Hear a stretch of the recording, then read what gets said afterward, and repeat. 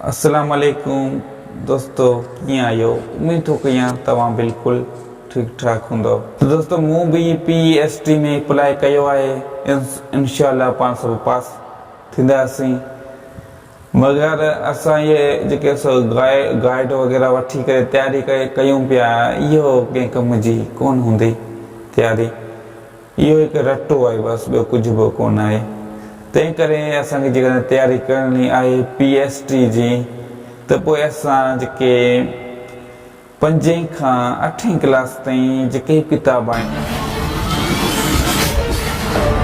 यानी असां उनखे चङी तरह सां जेकॾहिं पढ़ंदासीं तॾहिं असांखे कामयाबी मिले सघे थी।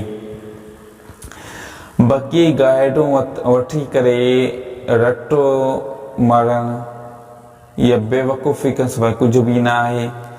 जेकॾहिं तव्हां PST में कामयाबी चाहियो था त 5 खां 8 ताईं मुकमल तैयारी कयो।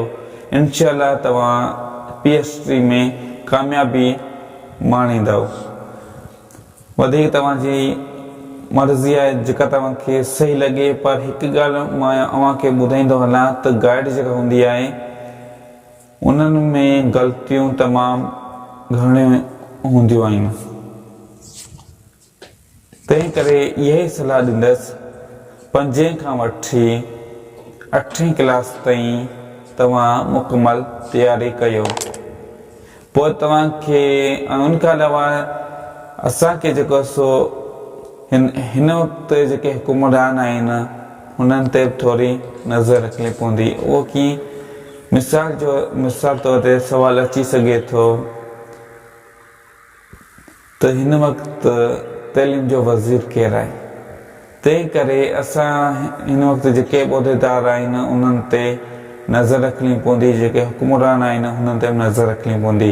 ऐं सुवालु इहो बि अची सघे थो त हिन वक़्तु जेको सो सिंध जो वज़ीर केरु आहे। वोट जेको सो कॾहिं थिया, इन हिसाब सां तमामु काफ़ी सवाल अची सघनि था। त तव्हां खे जेको सो तैयारी लाज़मी तमामु घणी करणी पवंदी, मगर गाइड मां न। ठीकु आहे, इंशाअल्लाह मिलंदासीं वरी ॿी कंहिं वीडियो में। मूंखे ॾींदा इजाज़त। ओके, अल्लाह हाफ़िज़।